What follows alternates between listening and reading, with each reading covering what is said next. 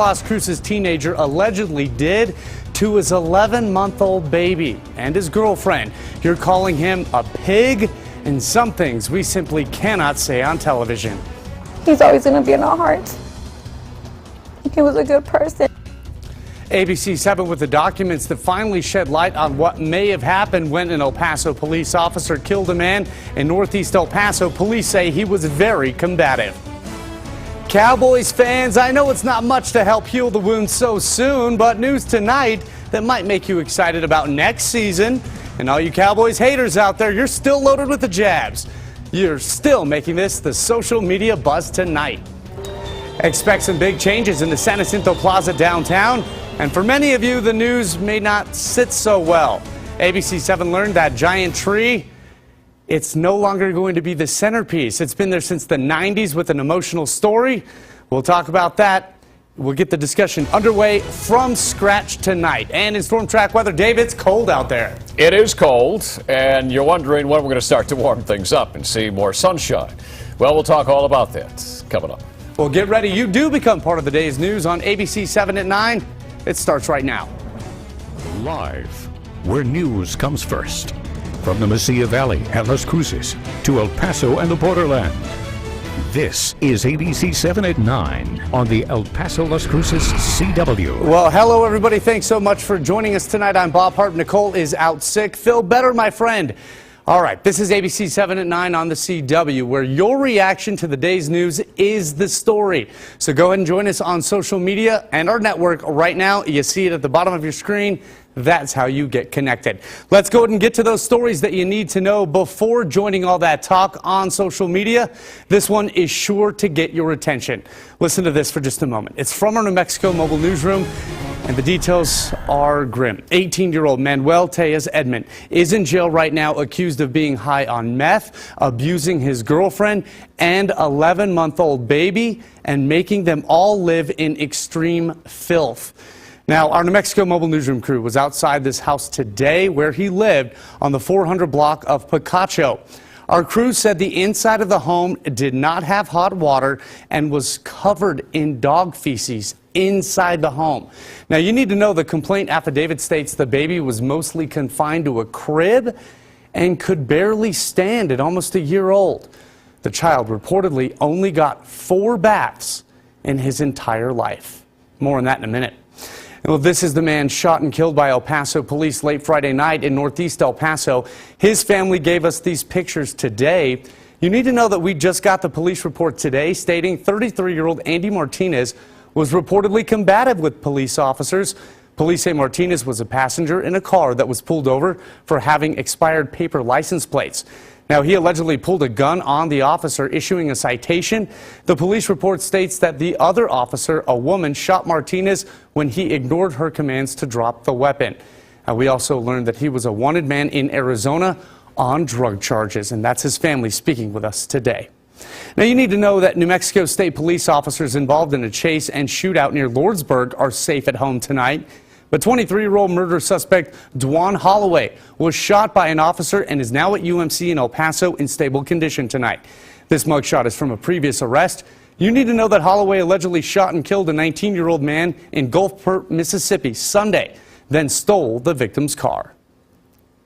You also need to know a Las Cruces cab driver is now on trial 2 years after he allegedly shot his ex's new boyfriend.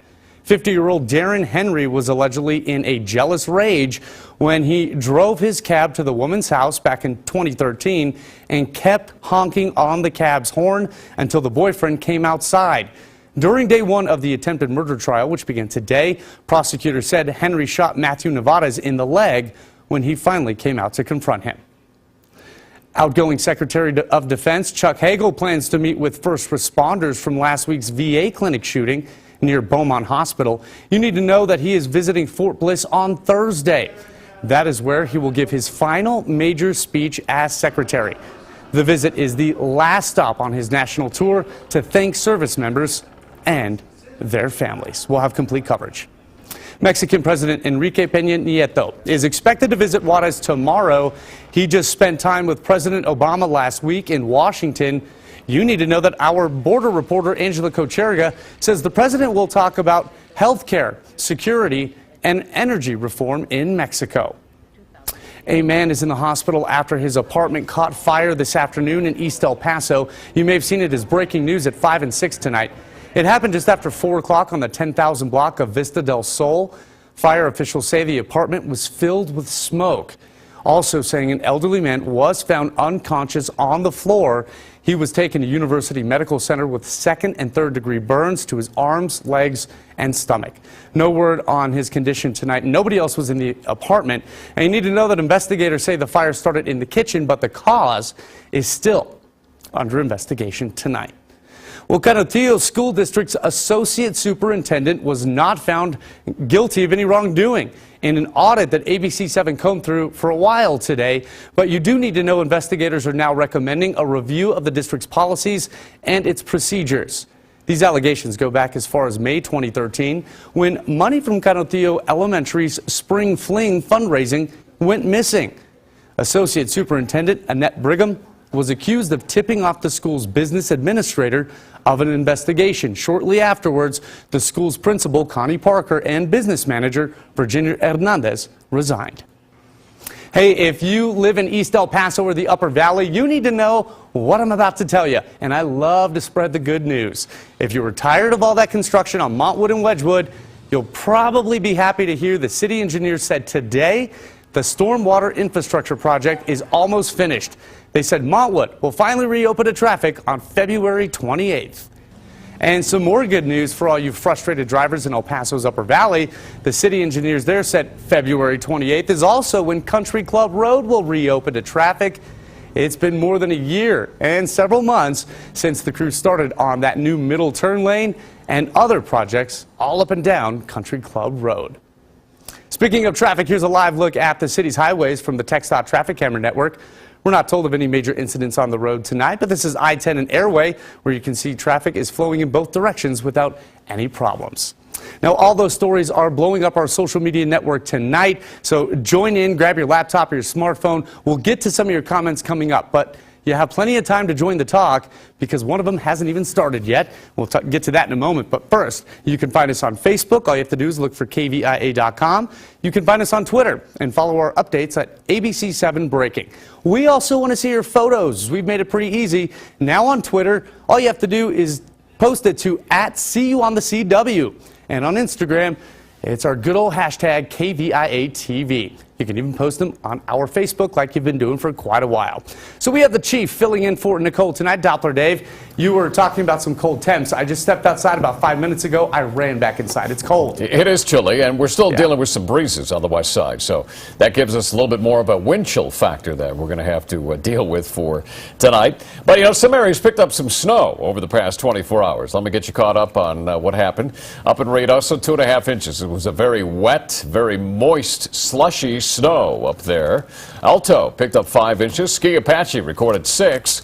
One of our weather watchers in Cloudcroft said 2 inches up in that general direction, again over the past 24 hours. We had that cold air mass in place, and notice we're tracking some of the rain, some of the snow out there in portions of Arizona, all lifting to the northeast. Not a whole lot developing across southern New Mexico whatsoever. We're not expecting any precipitation here in town, but look at the temperatures across Texas, New Mexico, Oklahoma. We're talking about 30s and 40s. We're 40 right now. Lots of cloud cover hanging around.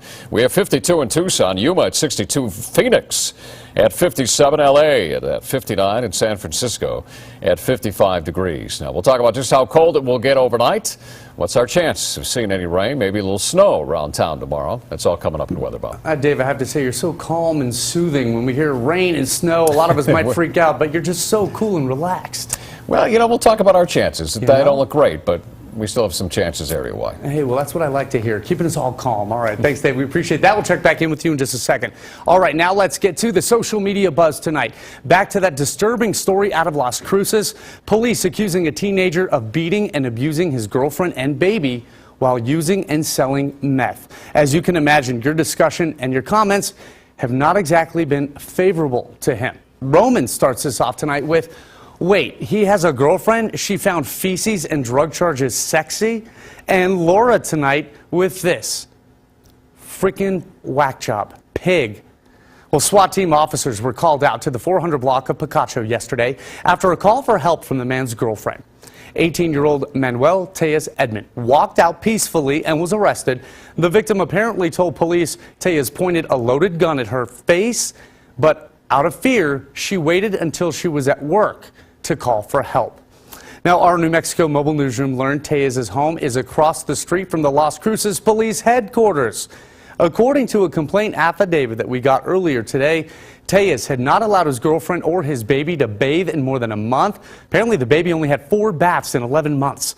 The document states there is no electricity in the baby's room and no hot water in the home at all. Police say the baby, who again is 11 months old, was allegedly confined to a crib most of the day, every day. And at 11 months, I'm told, should be able to stand up or pull himself up. That did not happen. We hope it's not happening anywhere else in Las Cruces or anywhere else for that matter, but anybody who has suspicion of something similar to this happening, please call 911 and let your local law enforcement agency go and at least do a welfare check. Police also found nearly 6 grams of meth and 15 pets inside Tejas' home. They say the home was filled with urine and feces from animals. Tejas is facing a slew of charges, including, as you see on your screen, aggravated battery, child abuse, and possession of meth with intent to distribute. And again, this story really has you talking tonight. Let's get back to some of your comments. Madeline has this to say: why wasn't the baby's mother arrested? Should have fixed that typo there. Y apostrophe S. We apologize for that. We do want to let you know, according to Las Cruces police, though, she is a victim as well, and she feared for her life. Now, the mother is the only one who eventually called police, and that is exactly what Kathleen said. Apparently, Kathleen saw our report earlier today and replied to Madeline's post saying just that. She's also a victim. She's the one who reported it. And then Michelle tonight saying, why is this such a huge issue in Las Cruces or New Mexico in general compared to El Paso? I'm assuming that she's talking about child abuse, and we do hear a lot of child abuse cases in New Mexico, unfortunately. Christopher has this to say tonight. This happens daily across the country. Only seems like here because you were subjected to more local media than national. National news rarely reports on stories like this unless it is extreme enough to pull ratings. Let us know what you have to say about the story right now on our Facebook and Twitter accounts. Okay, here's something that is kind of head-scratching today. You know that holiday tree, or the Christmas tree, I should say, in the San Jacinto Plaza? Many have come to enjoy all of it year after year, but it could be dying. We're hearing from city officials that pine tree that has stood over the San Jacinto Plaza for almost 2 decades may have been damaged during the construction work at the plaza. We have ABC-7's Jerry Nahara live tonight with that story. Jerry, what a talker piece this one is. Bob, an email from City Manager Tommy Gonzalez to the City Council states the large tree in San Jacinto Plaza has been severely damaged during the reconstruction process due to root damage and soil compaction. And no one at the city has been able to tell us just how damaged the tree is, but what we do know is that this tree has roots in the history of San Jacinto Plaza. This is video of a tree lighting in early 2000.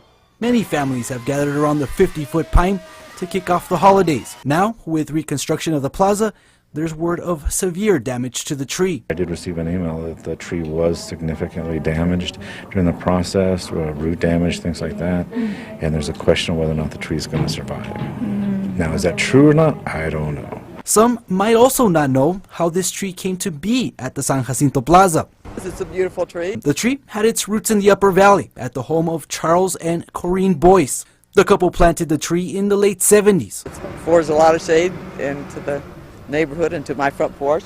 Years later, Charles died of liver cancer, and Corinne decided to give the tree to the city so everyone could have their own memories around the giant pine. In September of '98, the tree was uprooted from the Boyce home. You see those yellow straps?